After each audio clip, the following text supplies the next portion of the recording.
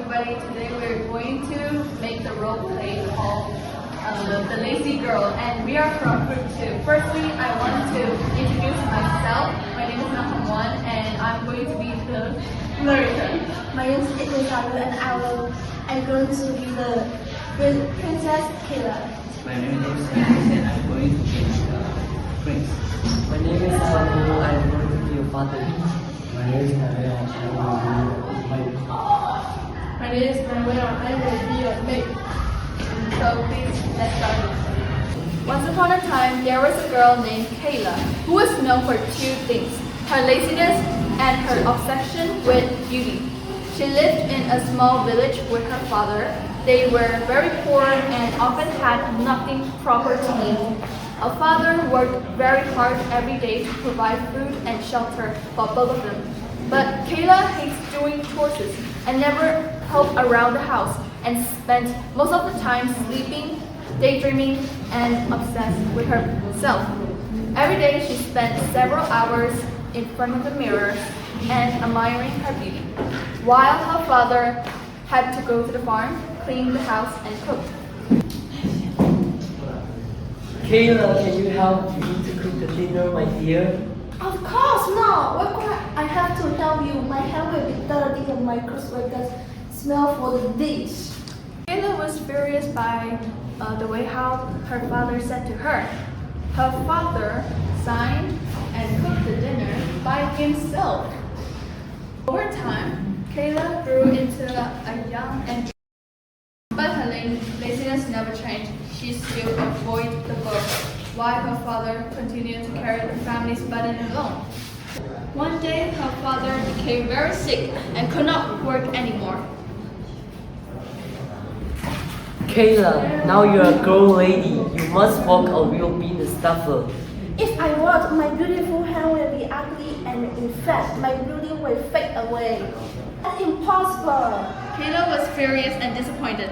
She ran out of the house and now realized how serious her life was. Kayla ran whenever she had to. After running far away from home, she sat under the tree. My life will be perfect if I have to marry Prince. I will live in a beautiful castle, have a luxury of meal. I can stare into the mirror, then I don't have to work.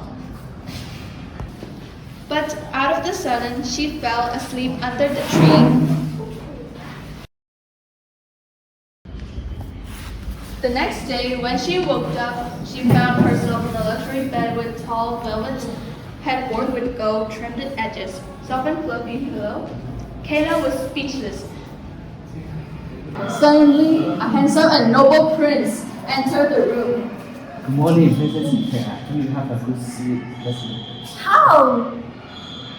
That's impossible. I don't know why I got there. Didn't you want to marry me and to have a beautiful That's right. My dream has come true. Kayla was delighted with her wish, and the maid served her a wonderful toast with butter that she's never had before. Here is your toast and butter, my princess. Enjoy your wisdom, your highness. Later that, the prince gave Kayla a special rose flower. Kayla was surprised because she has never seen such a beautiful rose before.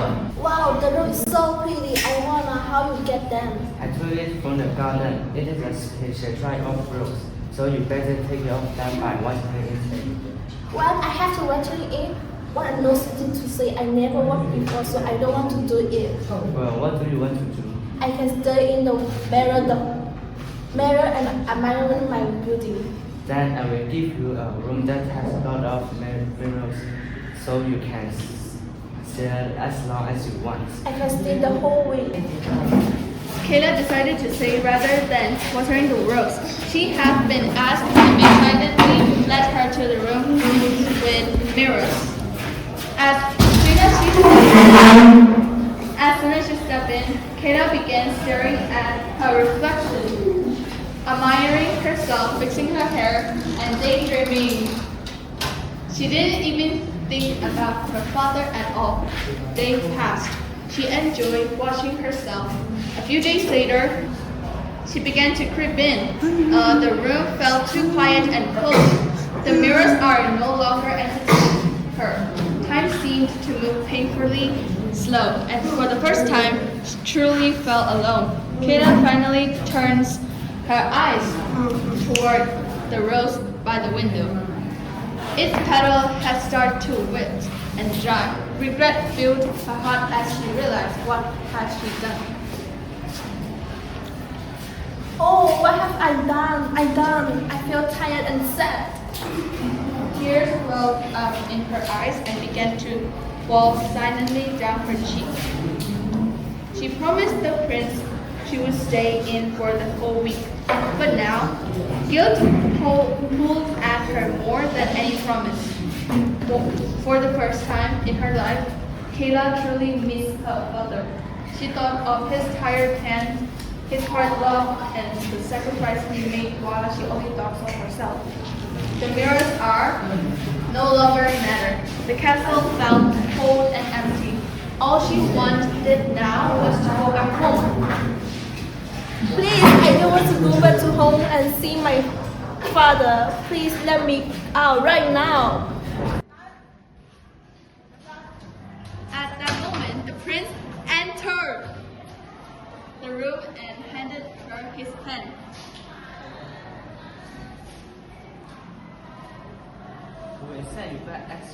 my dear.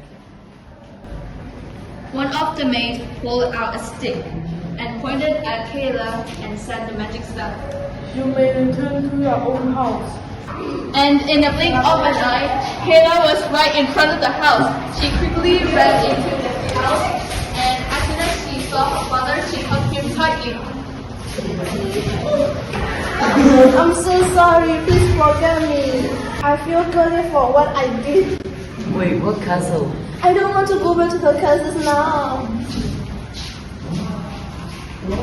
I have to stay in a room filled with a mirror and understand what I must be lazy and to be upset with myself. I already leave for the concert for a day. I don't even regret it. What are you talking about? You just left an hour ago. Kayla was curious about what happened to her. She was speechless, and she thought about the prince and the maids that she met. But she's still glad that she made it to her home. After that day on, Kayla worked very hard to support her father. She's not lazy and too obsessed with herself anymore. And the moral of the story is, true beauty is not found in mirrors, but in a caring heart.